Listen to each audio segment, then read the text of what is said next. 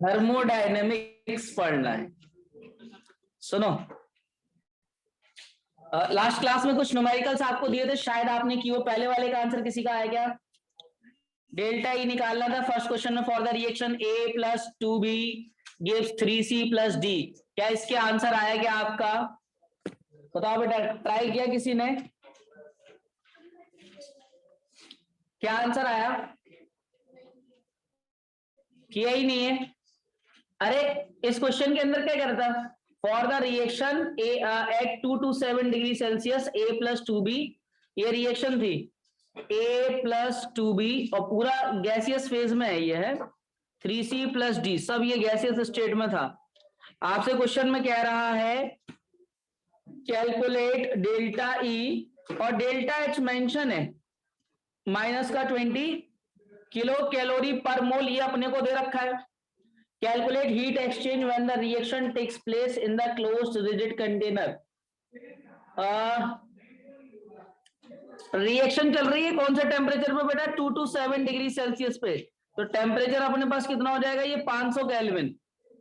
Kelvin में अपने को मिल गया टेम्परेचर। और डेल्टा एनजी निकाल लो। डेल्टा एनजी कितना होगा? 3 + 1 - 2 +, समझ में आई बात कैसे लिखी? इसका स्टोइकियोमेट्रिक कोएफिशिएंट कितना है और इसका, तो प्रोडक्ट के दोनों को ऐड कर दिया, कितना हो गया? 3 + 1। इसका कितना है और इसका, इन दोनों को रिएक्टेंट वालों को ऐड कर दिया, फिर इन दोनों का क्या कर दिया? डिफरेंस ले लिया, सब्ट्रैक्ट कर दिया। प्रोडक्ट वाले में से रिएक्टेंट वालों को, तो 4 में से 3 गया तो कितना आ गया? 1 पॉजिटिव में आ गया। बात समझ में आ गई इतनी? अब मैं इसमें फॉर्मूला यूज कर दूं। अच्छा, क्लोज रिजिड कंटेनर की बात कर रहा है, क्या वॉल्यूम कांस्टेंट हो गया? अगर वॉल्यूम कांस्टेंट हो गया तो मैं यहाँ पे ये फॉर्मूला लगा सकता हूँ, डेल्टा H = डेल्टा E और प्लस W वाले कॉन्सेप्ट से। डेल्टा H तो -20 है, डेल्टा E अपन को पता कर लेना है, और डेल्टा W अपने पास कितना? nRT ना, nRT। हाँ भाई, कितना? ये 1 माइनस में रखना इसको, -nRT 1 × R अपने पास 500, तो ये केल्विन, इसको ना अपने 2 ले लिया, कैलोरी चल रहा है ना, इसलिए अपॉन ये अपने पास 1000, तो ये कन्वर्ट हो जाएगा। अब इसको सॉल्व कर लो तो कितना आ जाएगा? ये 1 ना, तो डेल्टा E कितना आ जाएगा बताओ? Delta E will be minus का, ये प्लस का 1 माइनस का 19, सही है ना? कन्वर्जन साइन सही लगा लेना, इधर प्लस ही आएगा, तो कितना हो जाएगा? ये -21। बस इसका ये आंसर, किलो कैलोरी पर मोल। अभी ना इसमें मैंने मोल्स की बात नहीं की। इस तरह के कोई भी क्वेश्चंस जब भी आप न्यूमेरिकल अटेम्प्ट करो इस टाइप के, जहां पर इस तरह की सिचुएशंस आए, तो मोल्स के टाइम पे याद रखना कि मान लीजिए वो क्वेश्चन में कहते हैं फॉर 5 मोल्स, 3 मोल्स, 10 मोल्स, तो आप ना सिंगल मोल्स के लिए जैसे आप पूरा प्रोसीजर सॉल्व करते हो ना, ऐसे ही करते जाना, मोल्स से कोई छेड़छाड़ मत करना। लास्ट में क्या करना, वो अगर कह दे कि भैया n मोल्स की बात हो रही है तो n से ही मल्टीप्लाई कर देना सारे आंसर्स में। समझे ट्रिक क्या बोल रही है? ट्रिक ये कह रही है कि जब भी हम लोग क्वेश्चंस को अटेम्प्ट करेंगे और उसमें वो पर्टिकुलर मोल्स की क्वांटिटी मेंशन कर दे, तो इन दैट स्टेट हम क्या करने वाले हैं, हम लोग नंबर ऑफ मोल्स का मल्टीप्लिकेशन अपने आंसर्स में कर देंगे, वही अपना फाइनल आंसर हो जाएगा। और हम लोग सॉल्व हमेशा उसी तरीके से करेंगे, यानी 1 मोल्स के लिए अपन सॉल्व कर लेंगे। समझ आ गई बात? So take the screenshot of this page. ये जो क्वेश्चन नंबर, जो मैंने 4 क्वेश्चन दिए थे ना, पहले वाले का सोल्यूशन है। क्वेश्चन नंबर 2, क्वेश्चन नंबर 2 में हमसे बोल रहा है, सुनो, कह रहा है कि heat of reaction at constant pressure for the combustion of benzoic acid C6H5COOH solid state में। ये बेंजोइक एसिड है, आप इसको O2 से रिएक्ट करा रहे हो, कंबशन करा रहे हो इसका, तो प्रोडक्ट में एक तो CO2 बनेगा। अंशिका गौतम क्या कर रही हो तुम ये, और अंशिका गौतम भी present in offline classes, liquid पर रहेगा ये। सुनो, ये तो CO2 है। अच्छा, बैलेंस करने के लिए मैं इधर 7 कर दूं कार्बन, टोटल 6 और 1 7, और यहां पर 15/2 हो गया बैलेंस। समझ गया? 14 और 3 17, 2 और ये 15 हो गए 70, सब बैलेंसिंग हो गई। आप चाहो तो पूरी इक्वेशन को 2 से और मल्टीप्लाई कर सकते हो, तो फिर अपने पास यहां से ये 2b कैंसिल हो जाएगा। समझ में इतनी बात आ गई। अब मैं आपसे ये कहूं कि इसमें बेटा डेल्टा एन जी निकालो, तो कैसे निकालोगे बताओ? 7 + 3 - 15/2। क्या ये बात समझ में आई कैसे किया? क्या ये समझ में आ गया? तो ये कितना हो जाएगा सॉल्व करने पे? 10 - 15/2। अच्छा रुको रुको रुको, 3 नहीं लेंगे, 3 नहीं लेंगे, ये हो जाएगा अपने पास 7 - 15/2। तो ये कितना आ जाएगा? 14 - 15/2 से माइनस का यानी नेगेटिव में आ गया अपने पास delta N. Calculate heat of the reaction यानी डेल ई निकालना है। अगेन डेल ई अपने पास हीट होगा, तो बेटा delta H is equal to क्या लगा दे अपन? Delta E plus work done. हाँ डेल्टा एच अपने को क्या मेंशन है इसमें? इस -750 किलो कैलोरी पर मोल है, equal to del E plus W. हाँ एनआरटी अपने पास कितना है? ये माइनस का ये 1/2। आर अपने पास कितना है? 2 रखना पड़ेगा, कैलोरी की बात हो रही है। टेम्परेचर कितना है? 27 degree Celsius. Temperature 27 degree Celsius है तो कितना हो जाएगा? 300 केल्विन। अपॉन में कितने से डिवाइड? 1000 से। तो डेल्टा ई का वैल्यू कितना आ जाएगा? ये 2 से 2 कैंसल, ये अपने पास कैंसल 0.3 ना, तो ये 750 प्लस का 0.3, तो ये अपने पास 750.3 कैलोरी, किलो कैलोरी पर मोल, किलो कैलोरी पर मोल, ये इसका आंसर हो जाएगा। Take the screenshot of this page.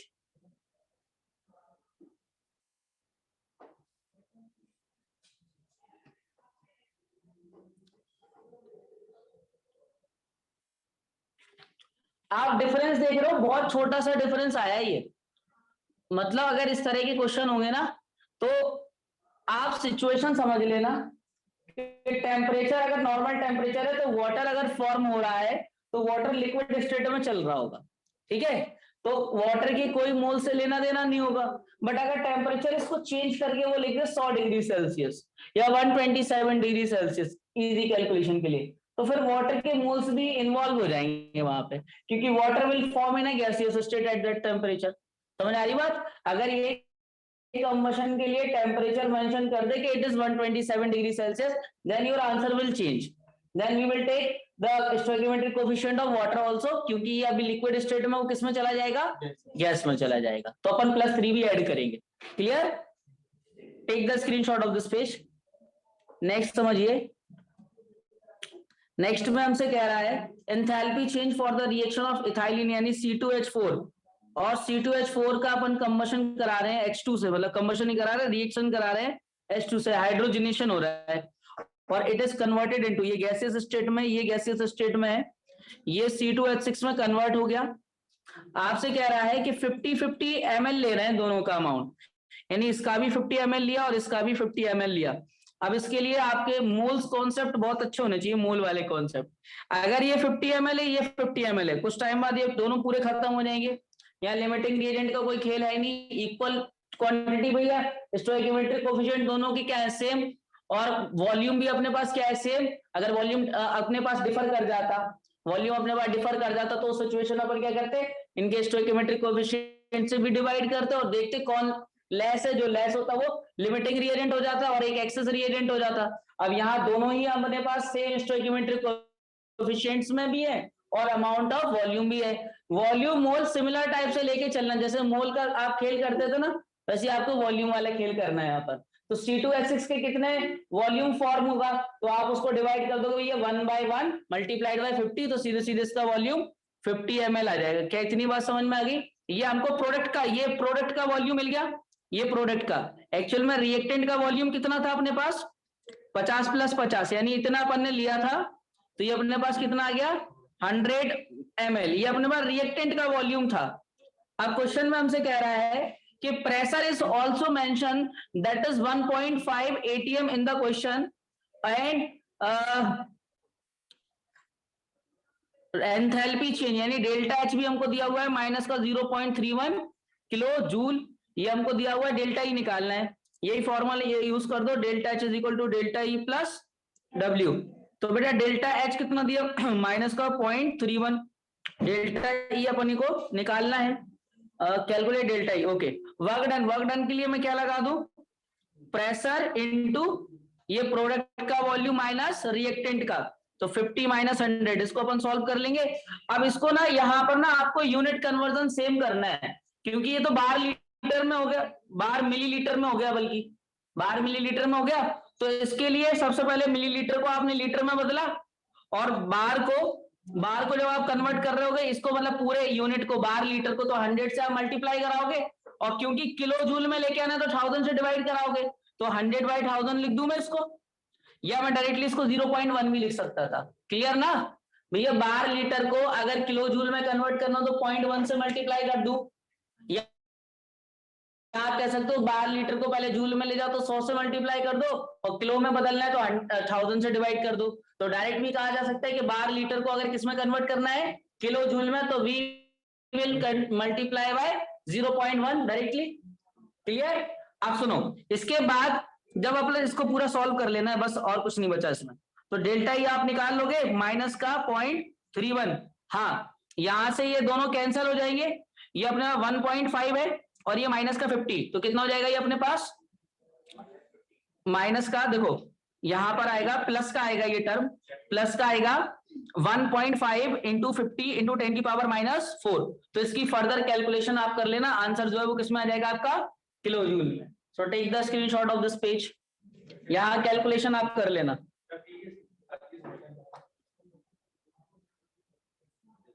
ठीक है, सुनो आगे।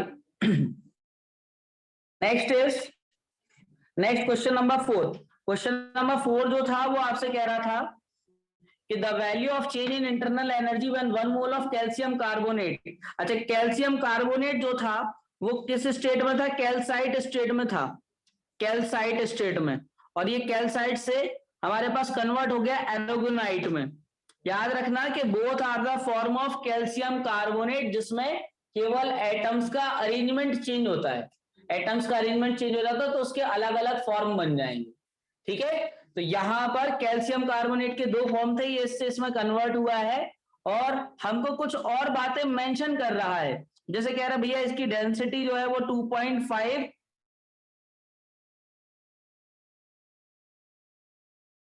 ग्राम पर सेंटीमीटर क्यूब है, और इसकी डेंसिटी हमको दे रहा है 4 ग्राम पर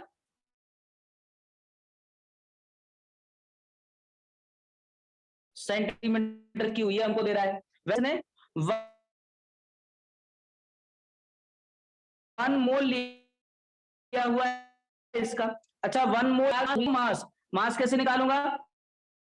mole into molecular mass. Calcium carbonate का 100 होता है ना, 40, कार्बन का 12, और ये 3 इंटू 16, तो टोटल कितना जाएगा ये? 100। तो यहां से मास निकल आएगा ग्राम में, कितना? 100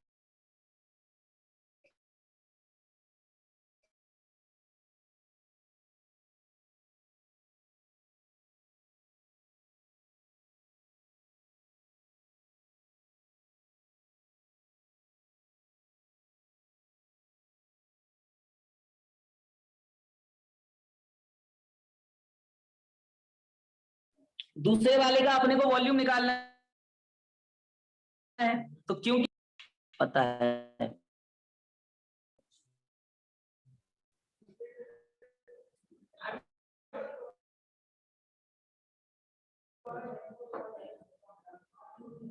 सुनो फिर से पूरी कहानी।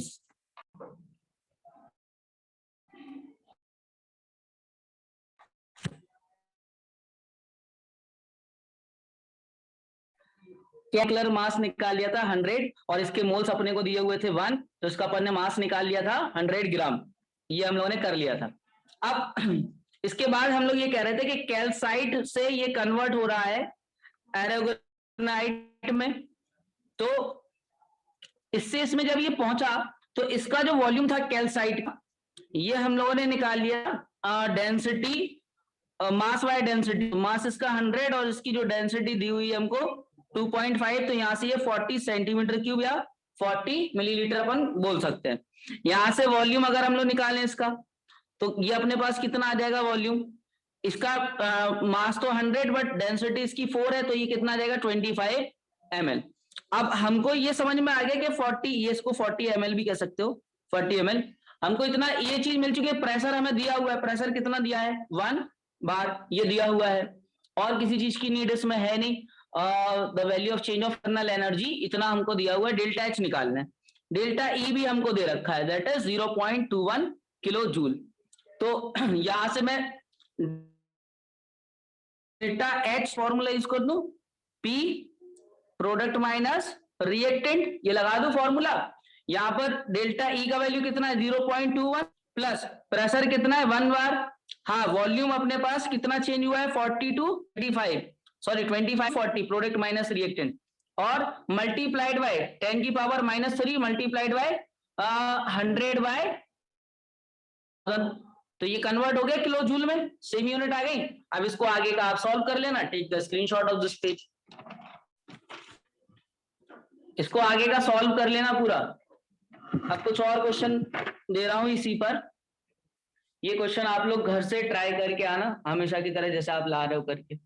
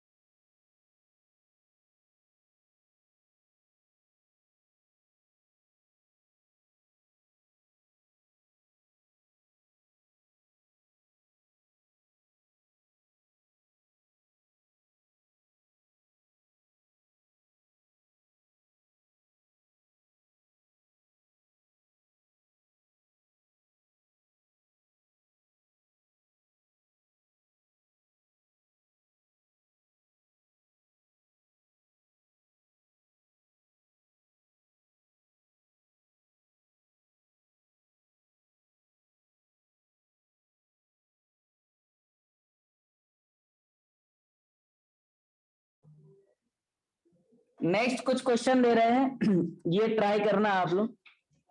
एक क्वेश्चन में कह रहा है कि H2 गैस है प्लस Cl2 गैस है, ये कन्वर्ट हो रहा है 2HCl में, और डेल्टा H जो है इसका आपको याद रखना कि ये पूरा का पूरा गैसियस सिस्टम में है, माइनस का 185 किलो जूल पर मोल इतना दे रखा है, kilo joule per mole.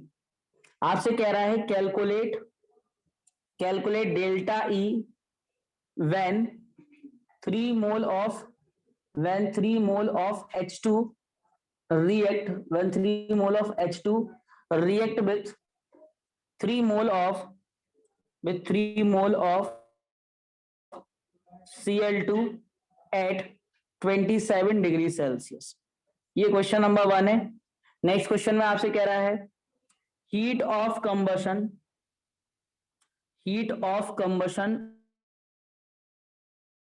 of CH4 in bomb calorimeter, पता होगा ये, इन बॉम्ब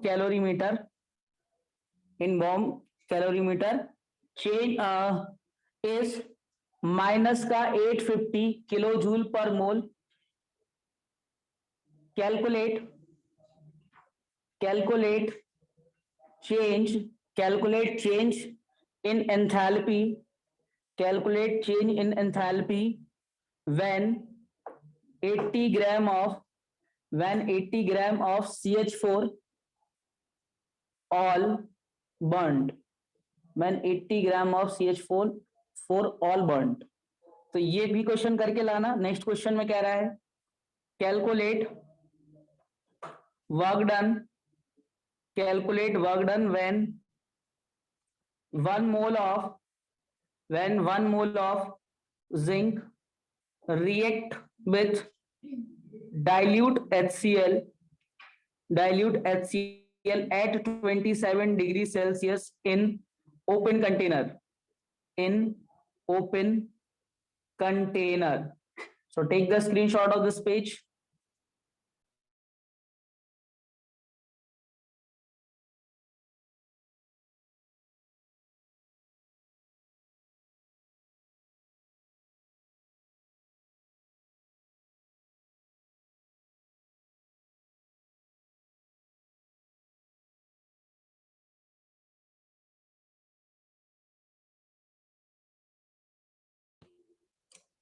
नेक्स्ट क्वेश्चन में आपसे कह रहा है calculate work done by 92 gram of sodium solid react with work done by 92 gram of sodium solid react with water at 27 degrees Celsius in an open container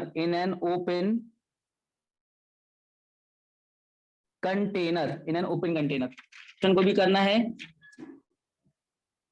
चलो अब take the screenshot of this page. अब हम लोग ना इसमें 2 cases और बचे हैं। After that we will go for entropy. आपने एंथैल्पी तक तो समझ लिया, एंथैल्पी, इंटरनल एनर्जी, हीट और वर्क, ये 3-4 टर्म्स आपने समझ लिए कैसे निकालना है और अलग अलग केसेस के लिए। तो जल्दी से हम लोग केस नंबर 3 और केस नंबर 4 और स्टडी कर ले रहे हैं, फिर अपन आ जाएंगे एंट्रोपी के लिए। और एंट्रोपी की नीड क्यों पड़ गई वो भी अपन समझेंगे, क्योंकि अभी तक जो पूरा काम चल रहा था वो फ्लॉट का है। ये सेकेंड लॉ ऑफ थर्मोडायनेमिक्स की नीड क्यों पड़ी, वहां से अपन इनिशिएट करेंगे। तो जल्दी से समझ लेते हैं कि अगर कहीं पर फेज चेंज हो रहा है, फेज चेंज में याद रखना कि रिएक्शन जो है वो सिमिलर, मतलब जैसे आपने फेज चेंज और केमिकल रिएक्शन केस नंबर 2 पढ़ा है ना, तो case number 3 will be similar. अगर कहीं पर फेज चेंज हो रहा है तो ये याद रखना कि it is takes place unless otherwise mention, takes place at pressure और टेम्परेचर, ये कांस्टेंट रहेंगे। ठीक है, तो प्रेशर टेम्परेचर कांस्टेंट रहेंगे। और मैं ये बात भी यही मेंशन कर दे रहा कि सिमिलर टू केमिकल रिएक्शन, तो आपने केमिकल रिएक्शन में कॉन्सेप्ट लगाए थे वही सारे इधर लगाओगे। अब इसमें अलग अलग पॉसिबिलिटी है कि कोई सब्सटेंस, मान लीजिए सॉलिड से कोई सब्सटेंस जो है वो गैसियस स्टेट में चला जाए, या कोई सब्सटेंस लिक्विड से, कोई सब्सटेंस लिक्विड से जो है गैसियस स्टेट में चला जाए। ये 2 अलग अलग सिचुएशन है। या हमारे पास सॉलिड लिक्विड, और कोई सब्सटेंस अपने पास सॉलिड टू लिक्विड चला जाए। थर्ड सिचुएशन में कोई सब्सटेंस सॉलिड टू लिक्विड चला जाए। तो ये अलग अलग पॉसिबिलिटी है। जैसे मैं पहली पॉसिबिलिटी की बात करूं कि सॉलिड से सीधे गैस में अगर अपन कन्वर्ट कर रहे हैं, तो सॉलिड से सीधे गैस में कन्वर्जन को क्या बोलते हैं, कौन सा प्रोसेस है ये, सब्लिमेशन हो रहा होगा। और अगर लिक्विड से गैस में कन्वर्ट हो रहे होगे तो वेपोराइजेशन कह सकते हैं इसको। और अगर सॉलिड से आप लिक्विड में जा रहे होगे तो फ्यूजन कह सकते हो उसको, फ्यूजन या मेल्टिंग, कोई भी वर्ड यूज कर सकते हो। तो इन दीज केसेस अगर मैं आपसे कहूं कि कैलकुलेट डेल्टा एन जी, तो डेल्टा एन जी इसमें कितना रहेगा, 1। समझ में आ गया क्यों डेल्टा एन जी 1 क्यों रहेगा? भाई आप कहां से कहां जा रहे हो, सॉलिड टू गैस, और अगर आप सॉलिड टू गैस जा रहे हो तो सीधे सीधे डेल्टा एन जी केवल और केवल गैस की वजह से होगा, हमको सॉलिड्स को यूज करना नहीं है। In this situation delta n g अपने पास कितना रहेगा, ये भी कितना रहेगा, 1 रहेगा। But in this case delta n g कितना रहेगा, 0। क्यों? ना ही लिक्विड का कंसीडर हो रहा, ना ही सॉलिड का।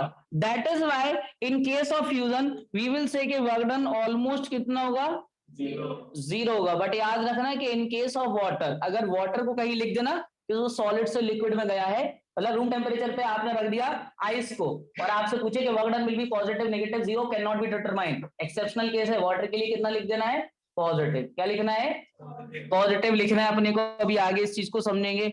इवन अपने पास डेल्टा एच जो है फिर वो किसके बिल्कुल आसपास ही आएगा, डेल्टा ई के पास, क्योंकि इन दिस केस अपन क्या कंसीडर करके चल रहे हैं कि यहाँ वर्क डन कितना हो गया, 0। बाकी केस में जैसे अगर इसमें आपको लगाना हो भैया, अगर ये प्लस है तो W इज इक्वल टू आपको सीधे सीधे माइनस RT कर देना, या इसमें आप W is equal to plus W is equal to minus RT, ये जो आपके फॉर्मूले है ना पुराने वाले, वही जो केमिकल रिएक्शन में अपन जो फॉर्मूले लगा रहे हैं वही फॉर्मूले लगाना। यहाँ याद रखना ये 1 मोल के लिए है ये फॉर्मूला, मतलब इट इज फॉर 1 मोल। अगर मोल की क्वांटिटी बदलेगी तो अपन उतने से ही मल्टीप्लाई कर देंगे।